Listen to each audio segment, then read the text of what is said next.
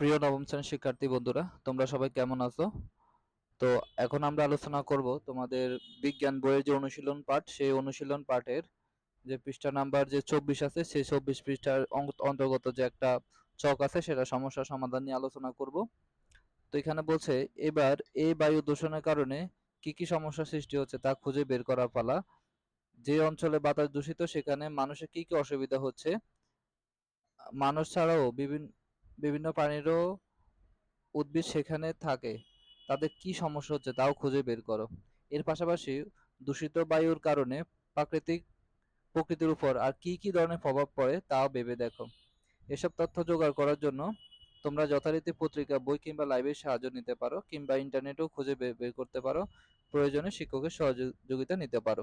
যেমন করে তোমরা এখন সহযোগিতা নিচ্ছ আমাদের এই হচ্ছে নিউ কারিকুলাম সলিউশন ইউটিউব চ্যানেলের।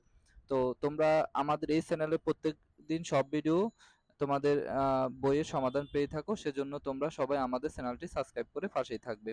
তো দেখো বলেছে, সব তথ্য গুছিয়ে নিচের চকে লিখে রাখো। তো এখানে এই চকের মধ্যে কি কি বলছে একটু দেখো তো।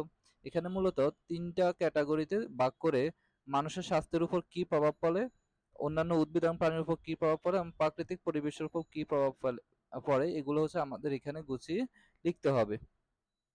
তো দেখো, আমি তোমাদের জন্য একটা নমুনা সমাধান রেখেছি। প্রথমত হচ্ছে যে মানুষের স্বাস্থ্যের উপরে কি প্রভাব পড়ে। দেখো যে বায়ু দূষণের ফলে সবচেয়ে বেশি ক্ষতিগ্রস্ত হয় মানব স্বাস্থ্য।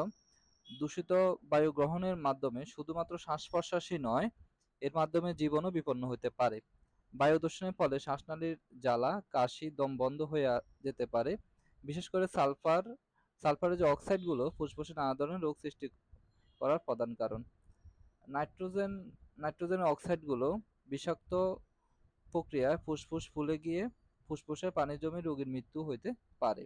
অতিমাত্রায় বায়ু দূষণে দীর্ঘস্থায়ী হাঁপানি, শ্বাসনালীর প্রদাহ ও কণ্ঠস্বরের ভঙ্গের কারণ হতে পারে।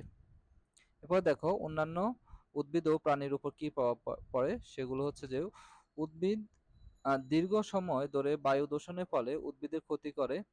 সালফার ডাই অক্সাইড SO2 গাছের ক্লোরোফিলের ক্ষতি করে, ফলে খাদ্য উৎপাদন ক্ষমতা কমে গিয়ে উদ্ভিদের জীবনশক্তি কমে যায়। তো তোমরা জানো উদ্ভিদের যে পাতার মধ্যে সবুজ ক্লোরোফিল থাকে, সেই ক্লোরোফিলের যদি ক্ষতি হয় তাহলে হচ্ছে খাদ্য উৎপাদন করতে পারে না উদ্ভিদ। বায়ুতে অতিমাত্রায় এই গ্যাস থাকলে পাতার কোষ শুকিয়ে মরে যায়। বায়ু দূষিত বায়ু পশু পাখির খাদ্যকে দূষিত করে। পশু পাখি এসব দূষিত খাবার গ্রহণ করলে বিভিন্ন জীবাণু দ্বারা আক্রান্ত হয় এবং অসুস্থ হয়ে পড়ে। এ হচ্ছে আমাদের উদ্ভিদ এবং প্রাণীর উপর প্রভাব। প্রাকৃতিক পরিবেশের উপর কি প্রভাব পড়ে। আহ, বায়ু দূষণ প্রাকৃতিক পরিবেশের উদাহরণস্বরূপ জলবায়ু পরিবর্তন, ওজোন স্তর ক্ষয় ও বসবাসের পতন, বা মানবসৃষ্ট কৃত্রিম পরিবেশের উদাহরণস্বরূপ অ্যাসিড বৃষ্টি, এগুলো ক্ষতি করতে পারে বায়ু দূষণ। বায়ু দূষণ বাস্তুসংস্থানের উপর প্রভাব ফেলে। বায়ু দূষণ স্থলজ এবং জলজ উভয় প্রকার বাস্তুসংস্থাকে ক্ষতি করতে করে। বায়ু দূষণের আরেকটি উল্লেখযোগ্য প্রভাব হলো এসিড বৃষ্টি। এসিড বৃষ্টির ফলে প্রাণী, উদ্ভিদ এবং দালান কোঠার ক্ষতি হয়।